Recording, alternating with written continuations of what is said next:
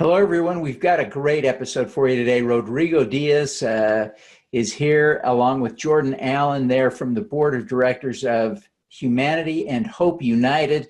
We're talking about some great work they've done in a super successful crowdfunding campaign. They raised $37,000 in 6 hours. I think you're going to want to know how they did that. Stick around.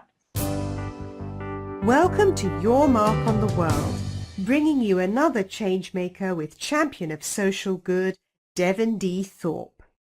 This episode is made possible via the support of our sponsors, including Johnson & Johnson's CaringCrowd. Rodrigo, Jordan, welcome to the show. Thank you for having us, Devin. Thanks, Devin. Great to be here. Yeah, the pleasure is all ours. Thank you very much. We appreciate it. Jordan, why don't you tell us a little bit about, you serve as the chairman of the board for Humanity and Hope United. Tell us about the organization and its mission. Oh, absolutely. So Humanity, Hope, and Hope, we're about 8 years old. Our goal is to end poverty in neglected communities in Honduras. We're a little bit different in that I would say we're not issue specific. We're more holistic change. So, we have 6 pillars. So we're working on economy, health, community, leadership, education. Am I missing anything, Rodrigo? Infrastructure. Infrastructure. Yep. Infrastructure. Excellent. Well, Rodrigo, you are a medical doctor. You work full-time for a Johnson & Johnson subsidiary, but you engage with Humanity and Hope not as a part of your job, but as a volunteer. Tell us a little bit about what connected you to Humanity and Hope. Yes, Devin, thank you. So, I went to med school. I'm not practicing medicine, but I am employed by Johnson & Johnson in the medical device sector with orthopedics. And I live in Warsaw, Indiana, which is known as the orthopedic capital of the world. And through our church, I learned about a mission trip to Honduras. So I joined, and it was with a different organization. It's a world disaster relief organization. And while I was there, I was struggling every day because it was just going village after village, and there was no place for sustainable solutions. And during that trip, I learned about what H&H was doing, and it just caught my attention. Like, I want to give this a try because I believe in what they're doing. So we're talking about 6 years ago. And since then, I started coming in trips with them and continued volunteering until I was invited to join the board of directors 3 years ago. That's great. Now, Rodrigo, I think you first hit upon the idea of using CaringCrowd to raise some money for some of the work that you do at Humanity and Hope. Tell us a little bit about how you made that connection and how you convinced Jordan to give it a try. Well, I'm going to be honest with you and with everyone. We had this idea 3 years ago, and we tried. And as soon as I got the questions about metrics and how are you going to measure success, I raised my hands and said, you know what, this is out of my area of expertise. And we did never continue with the projects. It happened last year. I met Derek, who's one of the co-founders of CaringCrowd, at a Global Citizen Festival. And he offered his help, which was just an email address as the same that's on the CaringCrowd page. And as soon as we had questions, we put on the project and asked the questions via the email, got answers, and we were able to successfully submit the project for independent review.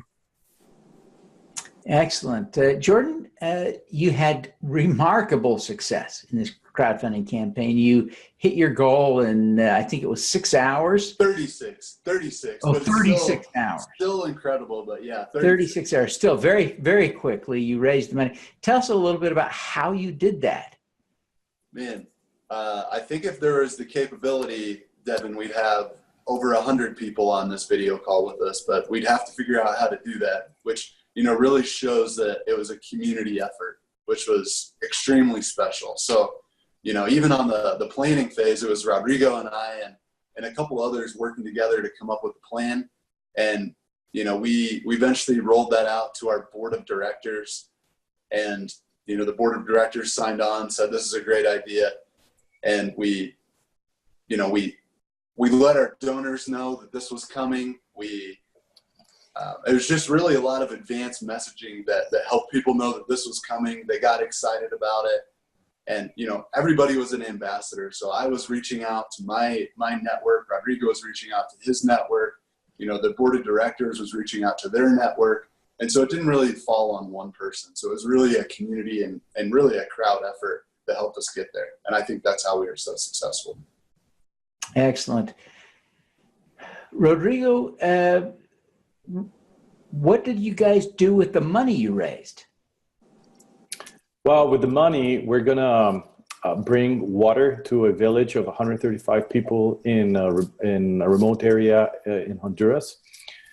So these people have been without water, without electricity, no streets, no houses. And when we met them through one of our other villages, we learned about their needs. And when talking to them and understanding what was their first priorities that they needed help with, they brought up, first of all, jobs and then clean water. So with these funds, we want to first secure a piece of land, and then make sure that we have the right engineering companies come and dig the well for us. Excellent. And when will the actual borehole be drilled? We're in the process of getting quotes from the different companies. We believe in sustainability, so we wanted to be a local company to increase or foment the work there. So we're in the process of getting the quotes and Excellent. Yeah. Excellent.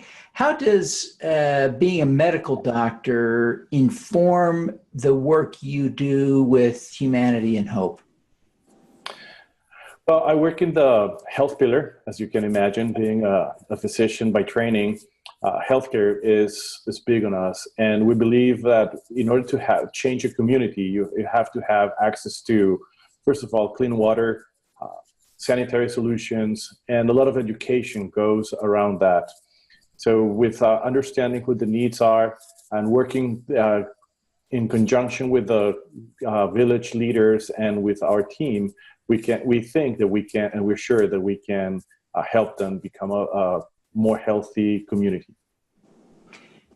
Jordan, how does clean water help La Cuchilla, the village there where you're drilling the well?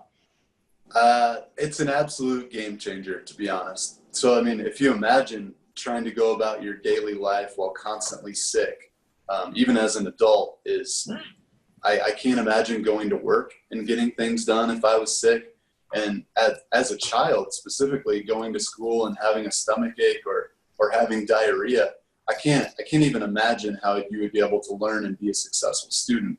So to really increase the capability of children and adults to be able to be their best self by having clean water, like I said, it's an absolute game changer. I'm so excited to see the results of that. It's not just going to change this generation, but generations in the future too. How many people are in that village, Jordan? 135, I believe, right now. I think there've been a couple babies, so don't quote me on that figure, but I would say around 135. Oh, that's great. Yeah. And how far from the nearest big city is this village of La Cuchilla? Well, that's a funny question. It's not very far as the crow flies, but it depends on, if the roads are muddy and which road you have to go, if you have to go the short way or the long way or the really long way. But I would say about, an hour or so. Welcome back, everybody. Sorry for the technical problem, but we'll carry on with this discussion. Jordan, I was just going to ask you about to tell us a little bit more about the village there, La Cuchilla, where the well is going in. You just told us there are 135 people there. Tell us a little bit more about how the well will impact the community. Oh, absolutely. It's going to be an absolute game changer. So if you imagine yourself as a child going to school, but with a lot of, stomach illnesses or diarrhea, I can't even imagine learning as a child in that type of setting. So it's going to really maximize the potential of both children and adults to do actually what they're capable of and not just what they're capable of when they're sick. So I don't know about you, Devin, but when I'm sick, I'm pretty miserable. Now, Rodrigo, how would you think about this in terms of being a medical doctor, having seen the village and again, looking at the impact of the water supply that they're using now? Yeah, Devin. So it's really hard for me to still comprehend how 2 hours away, 2-hour flight from Atlanta, there's still people that don't have clean water. It's just unbelievable, and the conditions in which these people live is just unbearable. But I was there last week, and I got to see how they get the water out of a very superficial well. These people, they don't have toilets, they don't have bathrooms. They have livestock and animals, pets everywhere. So you can imagine just throwing a bucket into a well for a few feet, getting that water, which is black, dirty, and then trying to boil it in a wood stove and then consuming that water. It's hard. It's hard to see. So I'm glad that we created that sense of urgency, and we were able to convince some of our close friends and others to chip in and help us change that village. Wow, it is impressive work.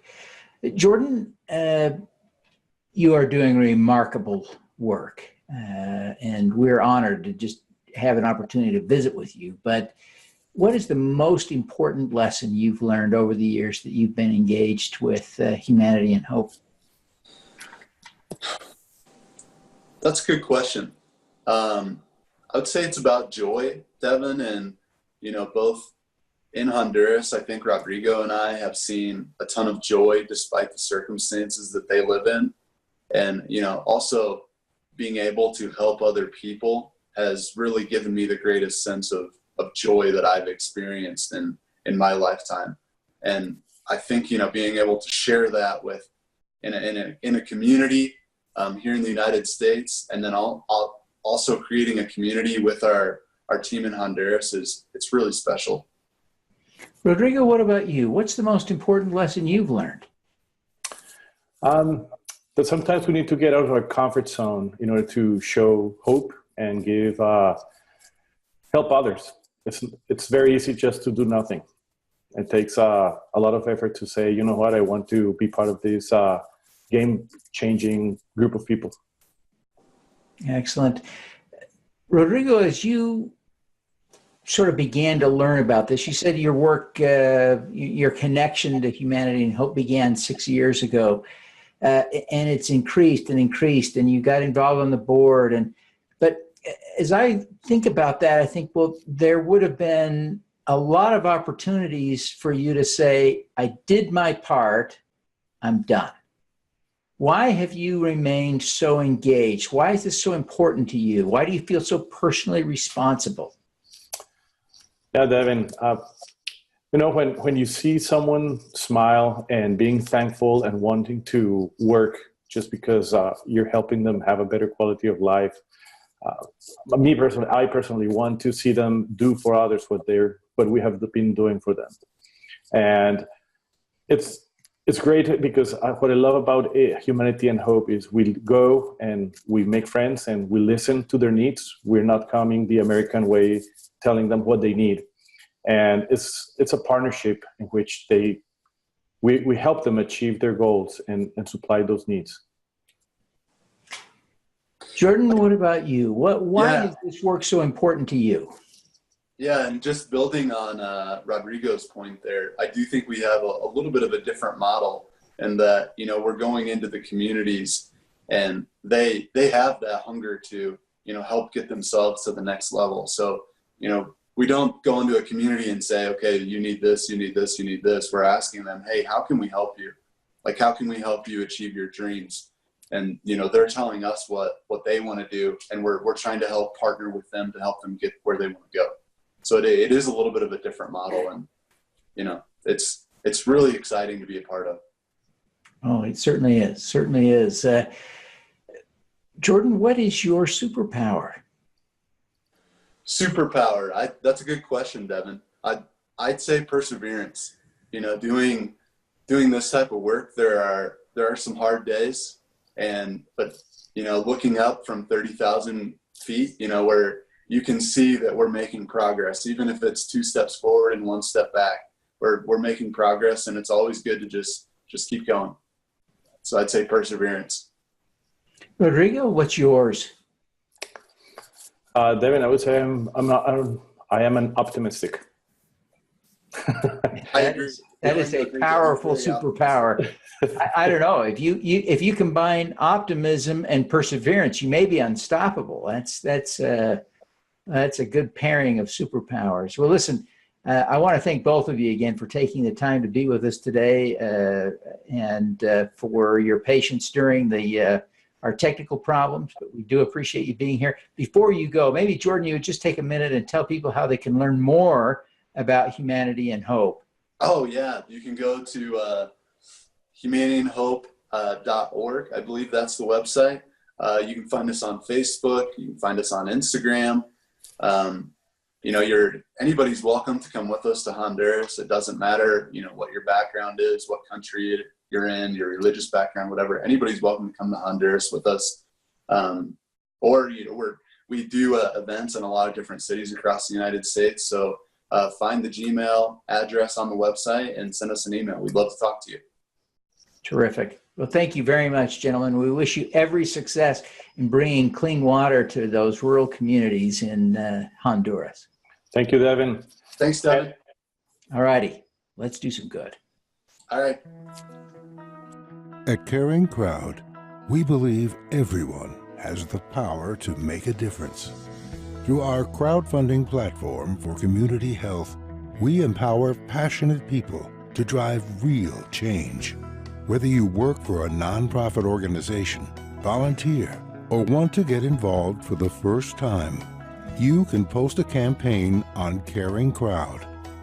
Join us, because caring is where change begins. Thank you for listening. This podcast is available at youtube.com/Devin Thorpe. Subscribe to this podcast on Stitcher or iTunes by searching for Your Mark on the World. Every weekday, Devin hosts a CEO, celebrity, entrepreneur, or other changemaker here on the Your Mark on the World show to inspire and prepare you to make your mark. Devin is a champion of social good, writing about, advocating for, and advising people who are doing good. He is a Forbes contributor who is a recognized thought leader in social entrepreneurship, impact investing, and crowdfunding. To book Devin as a speaker, visit devinthorpe.com.